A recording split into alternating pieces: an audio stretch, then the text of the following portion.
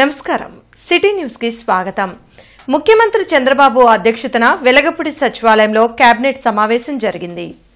44 అంశాలతో కూడిన అజెండాపై చర్చించి పలు కీలక నిర్ణయాలు తీసుకున్నారు. సిఆర్డీఏ అథారిటీ సమావేశంలో తీసుకున్న నిర్ణయాలతో పాటు ఎస్ఐపిబిలో పరిశ్రమల స్థాపనకు ఇచ్చిన ప్రోత్సాహకాలకు మంత్రివర్గం ఆమోదం తెలిపింది. పలు సంస్థలకు భూ కేటాయింపులకు గ్రీన్ సిగ్నల్ ఇచ్చింది.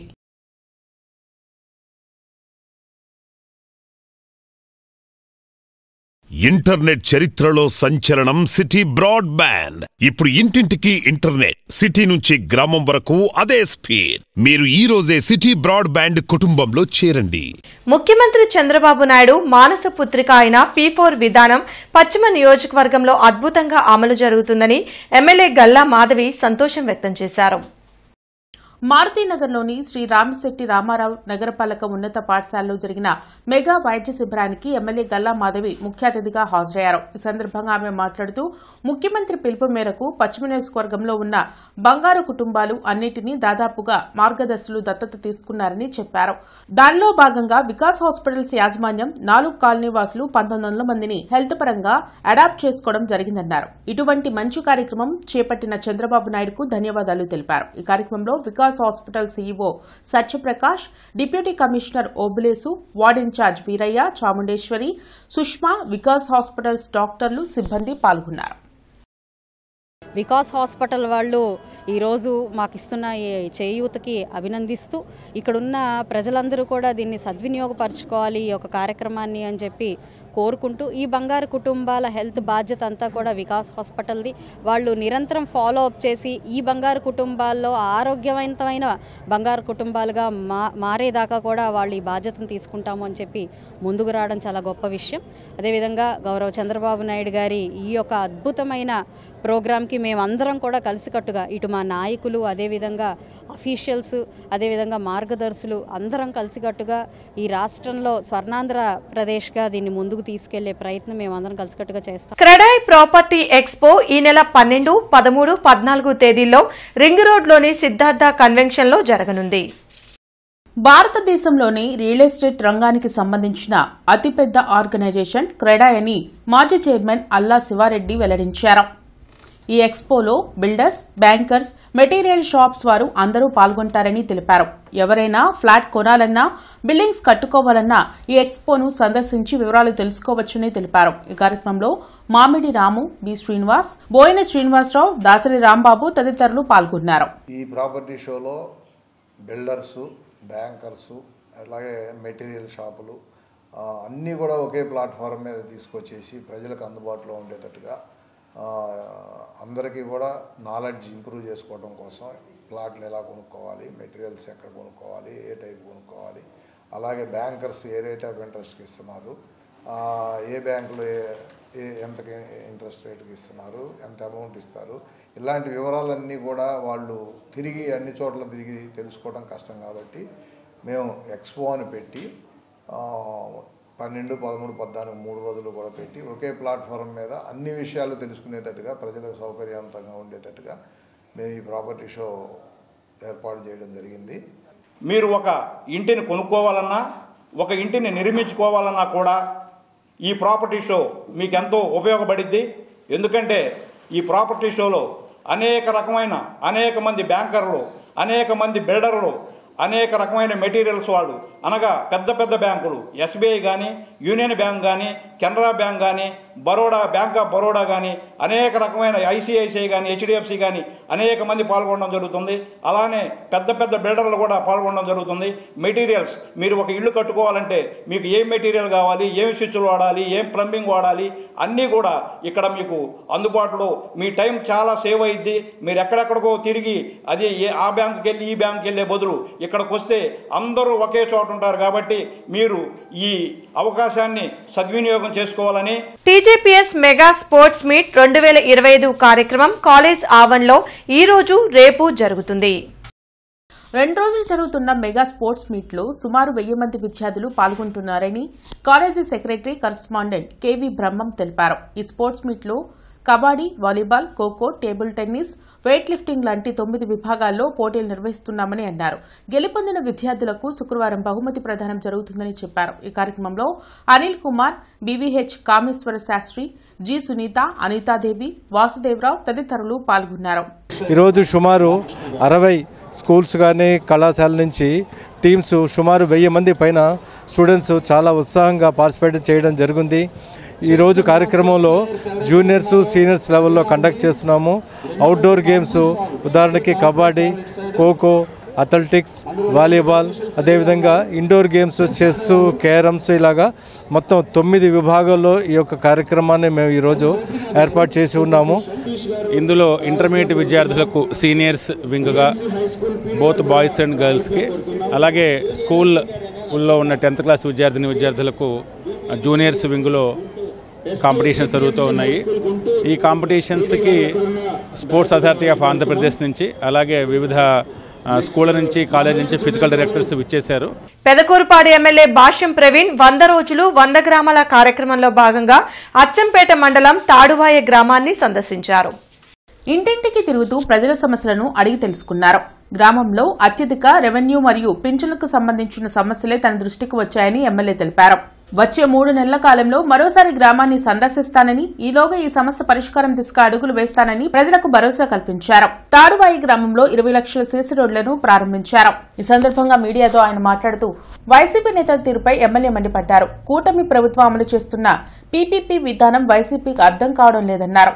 పాలనపై అవగాహన లేకపోతే తమ ముఖ్యమంత్రి దగ్గరకు వచ్చి క్లాసులు తీసుకోవాలని హితవు పలికారు.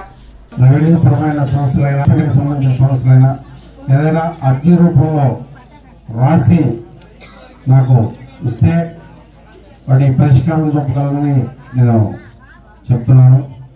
అట్లానే డెవలప్మెంట్కి సంబంధించి అన్ని గ్రామాలకు సంబంధించి ఒక డిపిఆర్ రెడీ చేసి నేను ప్రభుత్వం దృష్టికి తీసుకెళ్ళి, సీఎం గారి దృష్టికి తీసుకెళ్ళి మన నియోజకవర్గం, మన గ్రామాలు అభివృద్ధి దిశగా అడుగు పయనమయ్యే విధంగా నేను ప్రయత్నం చేస్తాను. ఈ సందర్భంగా మీకు మాటిస్తున్నాను. ఆంధ్రప్రదేశ్ బ్రాహ్మణ సేవా సంఘ సమైక్య ఆధ్వర్యంలో మెగా జాబ్ మేళా ఈ నెల 13న జరగనుంది.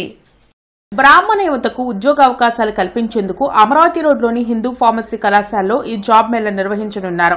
104 కంపెనీలు ఈ జాబ్ మేళాలో పాల్గొని ఇంటర్వ్యూలు నిర్వహించి ఎంపికైన అభ్యర్థులకు జాయినింగ్ ఆర్డర్లు కూడా ఇస్తారని సమాఖ్య రాష్ట్ర అధ్యక్షులు కోనూరు సతీష్ శర్మ తెలిపారు.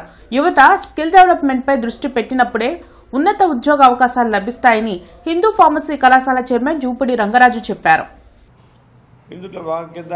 దాదాపు అన్ని రకాలైనటువంటి జాబ్స్కు ఇటు ఫార్మా, ఇంజనీరింగ్, దీంతోపాటు ఇంకా అనేక రకాలైనటువంటి జాబ్స్ క్రియేషన్లో దాదాపు వీఆర్ ఎక్స్పెక్టింగ్ 100 కంపెనీస్ వస్తున్నాయి. కాబట్టి ఆంధ్రప్రదేశ్ రాష్ట్రంలో 100 కంపెనీలు ఒక చోటికి రావటం, తద్వారా దాదాపు 3000 మంది పైన దీనికి జాబ్ సీకర్స్ రావడం జరుగుతున్నది. ఈ ఈవెంట్ ఏదైతే ఉందో ఆంధ్రప్రదేశ్ బ్రాహ్మణ సమాఖ్య చరిత్రలో నిలిచిపోతుంది. విద్యార్థులను కూడా మెగా జాబ్ మేళాకి 100 మెంబర్స్ని వాళ్ళు అప్పచెప్పారు. అలానే వాళ్ళ టీం అంతా కూడా, కాలేజీ పాలక వర్గం అంతా కూడా మెగా జాబ్ మేళాకు సంబంధించి సక్సెస్లో పాటుపడుతున్నందుకు వారికి మరొకసారి కృతజ్ఞతలు తెలియజేస్తూ, విద్యార్థులందరూ కూడా సంయమనం పాటించి వారి ఎంట్రీ ఏదైతే లోపలికి రావాలో ఎంట్రీని ఇంజనీరింగ్ కాలేజ్ ప్రధాన ద్వారం నుంచి వాళ్ళు లోపలికి రావాలి. విఐపీస్ అందరూ కూడాను, ఈ యొక్క విఐపీస్ మీడియా అంతా ఫార్మసీ కాలేజీ ప్రధాన ద్వారం నుంచి లోపలికి వస్తారు. కూటమి ప్రభుత్వం అధికారంలోకి వచ్చినప్పటి నుండి రాష్ట్రంలో చీకటి పాలన నడుస్తుందని ఎమ్మెల్సీ అప్పిరెడ్డి ధ్వజమెత్తారు. శాంతియుతంగా ఏ కార్యక్రమాన్ని వైసీపీ చేపట్టినా దానిని అణిచివేసేందుకు అక్రమ అరెస్టులు చేయడం దురదృష్టకరమని ఎమ్మెల్సీ లేళ్ల అప్పిరెడ్డి తెలిపారు. మాచర్లలో పిన్నెల్లి సుందరులు కోర్టు ఆదేశాలతో ఓ కేసులో లొంగిపోతూ ఉంటే తాము వెళ్లి పరామర్శిస్తే ప్రభుత్వానికి వచ్చే ఇబ్బంది ఏంటని నిలదీశారు.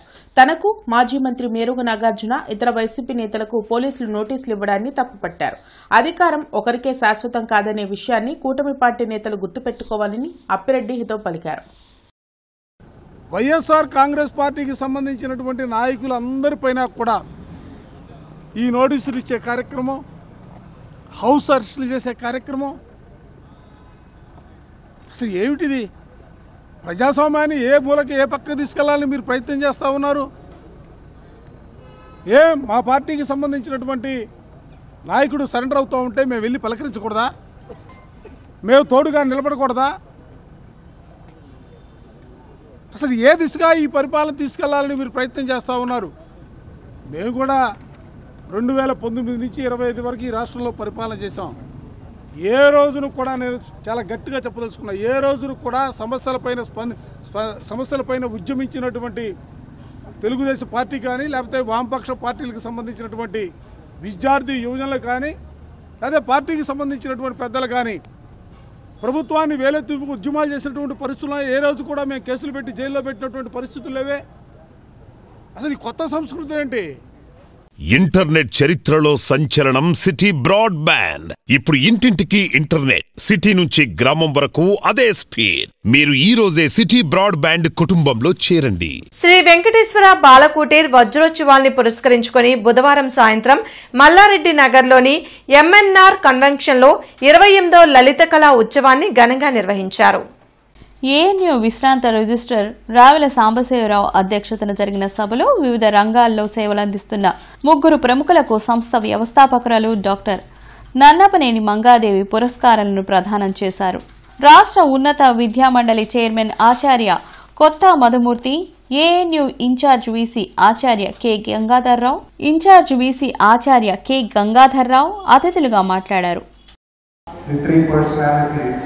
Who have been felicitated today have been contributing in making the other colors in the book to be making life much more wonderful. Firstly, without any one of these colors of knowledge, experience, arts, games and interests, there cannot be any likings that are developed. So these are the three siblings which have been nurtured, fostered by Srimati Dr. N. Mangadevi Garu. Hats off to her services, the services she is rendering to the Guntur society. And above all, the days of AI, every school is aspiring to do something related to technology, talk about academics. This Balagudi is the only school which is courageous and bold enough to conduct this kind of a fine arts festival. ఈ వార్తలు ఇంతటితో సమాప్తం. నమస్కారం.